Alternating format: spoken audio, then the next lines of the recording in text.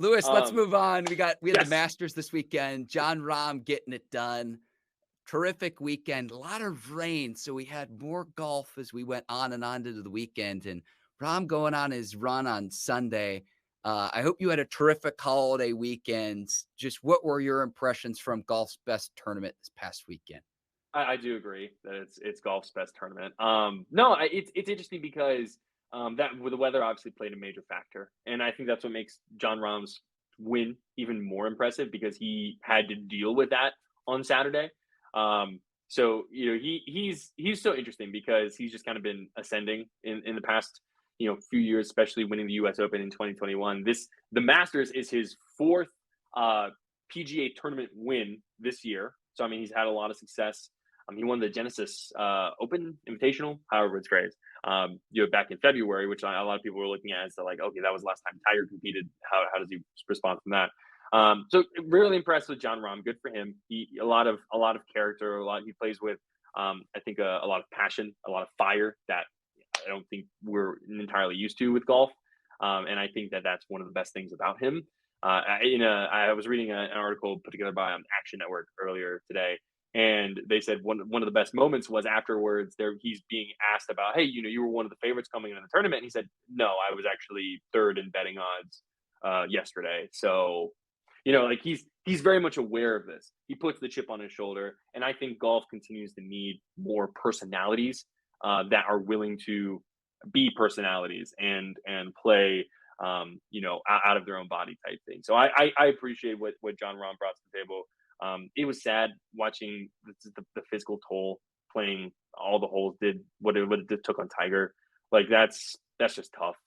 He's Might be his his last major, body. Lewis. I mean, I don't know if it's going to be his last, but like we're much closer to the end. I think that anyone's willing to realize. It's tough. It's really tough to Let me see. hop Yeah, in go here. ahead. We'll Go get ahead. to Tiger. Rahm was at 8-1, so the third favorite entering the tournament. And Lewis, I can say this entering the WRAL studios today. I did not receive a pre-show text from Zach Ertz. I also did not need to dodge That was any so funny. downed trees either. In all seriousness, I am glad everyone's okay because it was a Yeah. scary moment from this weekend. But you mentioned Tiger.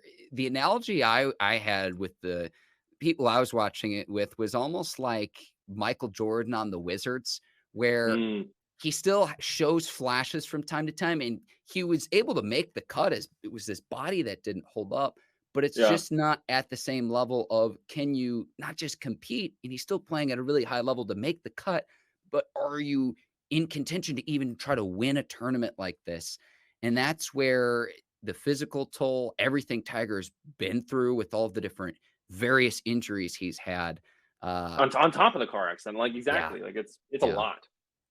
Well, and I think too, it's I don't know, I would almost relate it to kind of like Peyton Manning in his last couple of years with the Broncos, where like Mhm, he knew how to read the defenses, but he physically could not throw the ball very far.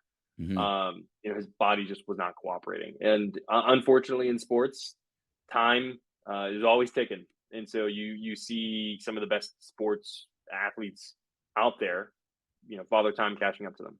I mean, LeBron seems to be like the only exception that I can think of, like as of recently, but it's just Not sure it's he's always coming. human, Lewis. No, he's not.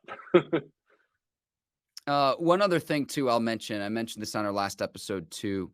Had Woods won the Masters, and if he ever wins it again, he'd be the oldest player ever to win the Masters. So he's going up against history. He's 47.